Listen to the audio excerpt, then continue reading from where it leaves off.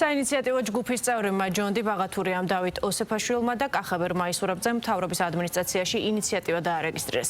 ისინი საქართველოს ნატოსა და ევროკავშირში გაწევრიანებასთან დაკავშირებით საყოველთაო პლებისციტის ჩატარებას ითხოვენ. მათი თქმით, საზოგადოებამ თავად უნდა გადაწყვიტოს, სურს თუ არა ევროკავშირსა და ნატოში გაწევრიანება. ჩვენ გადავწყვიტეთ, რომ მივმართოთ პრემიერ-მინისტრს, მოწვეული იქნეს საყოველთაო სახალხო პლებისციტი, შეკითხვით, გინდა თუ არა გაწევრიანება ევროკავშირში და სურთ თუ არა გაწევრიანება ნატოში. ნატოში გაწევრიანების სურვილმა რა შედეგები მოუტანა უკრაინას.